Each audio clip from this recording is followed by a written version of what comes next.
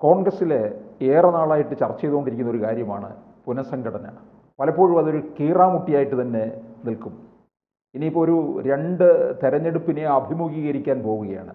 അതിനു മുമ്പ് ഈ പ്രക്രിയ പൂർത്തിയാക്കേണ്ടതുണ്ട്. ഒരു യുവനിര തന്നെ കോൺഗ്രസ്സിലേക്ക് വരേണ്ടതുമുണ്ട്. അങ്ങനെ വരുമ്പോൾ വലിയൊരു മാറ്റമല്ലേ സംഭവിക്കാൻ പോകുന്നത്? കേരളത്തിലെ കോൺഗ്രസിൽ ജനാധിപത്യ പ്രസ്ഥാനമെന്ന നിലയിൽ സംഘടനാ തെരഞ്ഞെടുപ്പ് വേണ്ടതാണ്. പക്ഷേ 1992 നടന്ന സംഘടനാ തെരഞ്ഞെടുപ്പ് ഒരു വിനാശമായിരുന്നു. അതായത് 2 ഗ്രൂപ്പുകൾ ഉണ്ടായിരുന്നതുകൊണ്ട് ബൂത്ത് വരെ 2 ഗ്രൂപ്പായി തിരിഞ്ഞു. സത്യം പറഞ്ഞാൽ കോൺഗ്രസ് നെടുകെ വെട്ടിപ്പിളർന്നു എന്ന് പറയുന്നതാണ് ശരി. സംഘടനാ തെരഞ്ഞെടുപ്പ് ശേഷം ആന്റണിയും വയലാറിനെയും തമ്മിലുള്ള മത്സരത്തിൽ ആന്റണി പരാജയപ്പെടുകയും ഗ്രൂപ്പ് അടിസ്ഥാനത്തിലുള്ള പ്രവർത്തനങ്ങൾ വ്യാപകമായി. ചുരുക്കം പറഞ്ഞാൽ പിന്നീട് ഒട്ടിച്ചു ചേർത്തെങ്കിൽ പോലും അവിടെ മുതലാണ് കോൺഗ്രസിൻ്റെ വിനാശമുണ്ടായത്.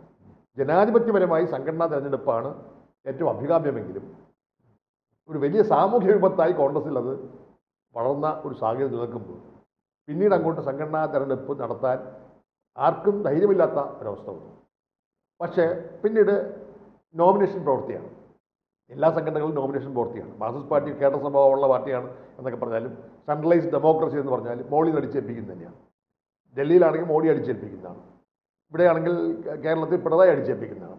അപ്പോൾ നോമിനേഷൻ പ്രോസസ്സ് നീതിപൂർവമാണെങ്കിൽ അതിന് കുഴപ്പമില്ല, അർഹതയുള്ളവർക്ക് കിട്ടുന്നതിൽ സന്തോഷം. പക്ഷേ ആരെ വെച്ചാലും ഒരു പ്രശ്നമുള്ളത് നമ്മുടെ സമൂഹം മാറിക്കൊണ്ടിരിക്കുകയാണ്. സമൂഹത്തിൽ യുവത്വമാണ് ഒരു ചാലകശക്തി. യുവത്വം ഇല്ലെങ്കിൽ ഒരു പ്രസ്ഥാനവും നിലനിൽക്കില്ല. കേരളത്തിലെ കോൺഗ്രസിനെ ഒരു കാലഘട്ടത്തിൽ വളർത്തിയെടുത്ത് കമ്മ്യൂണിസ്റ്റ് പാർട്ടി ശക്തമായി വന്നുകൊണ്ടിരുന്നപ്പോൾ അതിനെതിരായി ഒരു വലിയ മുന്നേറ്റം തന്നെ ഉണ്ടായ യുവജന മുന്നേറ്റം. അത് 1969 കോൺഗ്രസിൽ ഭിന്നിപ്പുണ്ടായപ്പോൾ യുവാക്കൾ അധികാരം പിടിച്ചെടുത്തു എന്ന് പറയാൻ ശരി. അന്നത്തെ യൂത്ത് കോൺഗ്രസിൻ്റെ മുദ്രാവാക്യം താക്കോൽ സ്ഥാനങ്ങൾ കോൺഗ്രസിൽ പിടിച്ചെടുക്കുക എന്നുള്ളതാണ്. അന്ന് സംഘടനാ കോൺഗ്രസ് വന്നപ്പോൾ പ്രായം ചെന്നവർ മുഴുവൻ അങ്ങോട്ട് പോയി. യുവാക്കൾ പെട്ടെന്ന് AK ആന്റണി, വയലാർ രവി, ഉമ്മൻചാണ്ടി, സുധീരൻ തുടങ്ങിയ ആളുകളാണ് അന്നത്തെ പ്രധാന നേതാക്കൾ. അന്ന് ഇവരെല്ലാവരും കൂടി വന്ന ഒരു മുന്നേറ്റം കേരളത്തിലെ പ്രായം ചെന്ന ആളുകളെ മുഴുവനും നിഷ്കാസിതമാക്കിയെന്ന് പറയുന്നതാണ് ശരി.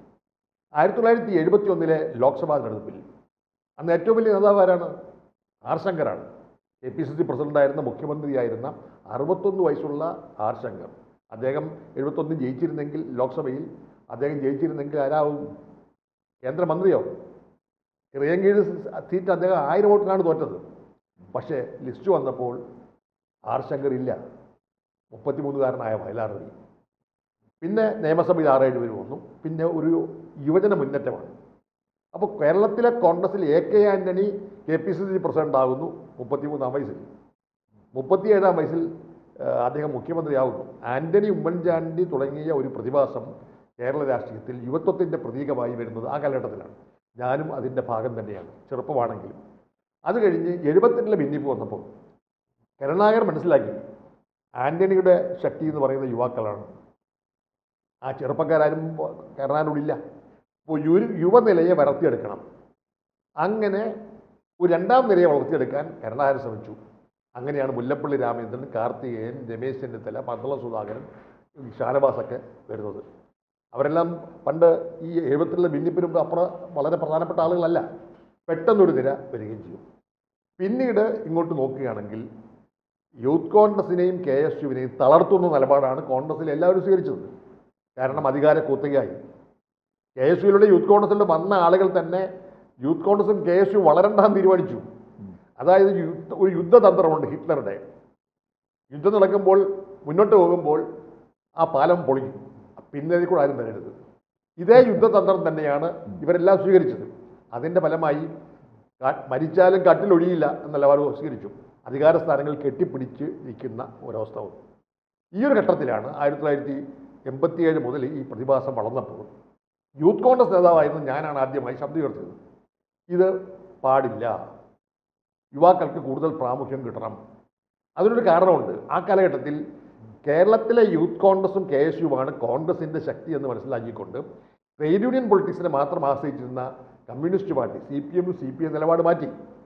നമ്പൂതിരിപ്പാടൻ്റെ ആൾ 80-ൽ SFIയുടെ സംസ്ഥാന സെക്രട്ടറി നമ്മുടെ AK ബാലനെ ലോക്സഭാ അംഗമാക്കി, 87-ൽ കോടിയേരിയെ നിയമസഭാ അംഗമാക്കി, MA ബേബിയെ രാജ്യസഭാ അംഗമാക്കി.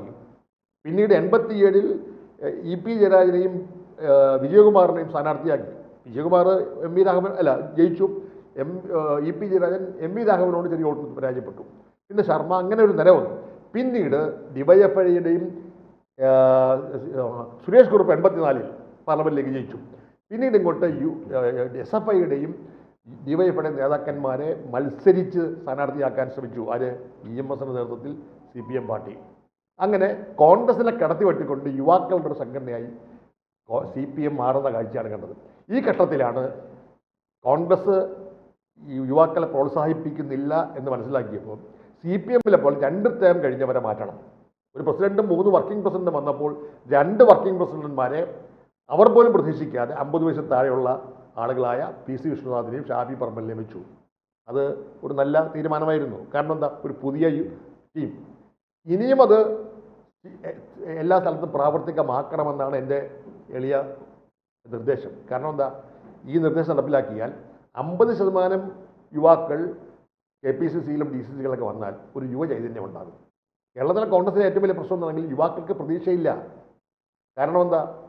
CPMലോ കോൺഗ്രസിലോ മറ്റു കക്ഷികളാണെങ്കിൽ അവർക്ക് പെട്ടെന്ന് നേതൃത്വത്തിലേക്ക് വരാനുള്ള അവസരമുണ്ട്. പല തലങ്ങളിൽ അവസരമില്ലാതെ മുരടിച്ച് നിൽക്കുന്ന ആളുകൾക്ക് ഒരു പ്രതീക്ഷ കൊടുക്കണമെന്നുണ്ടെങ്കിൽ KPCCയിലും DCCയിലുമെല്ലാം പുതിയ ആളുകൾ വന്നേ മതിയാവും.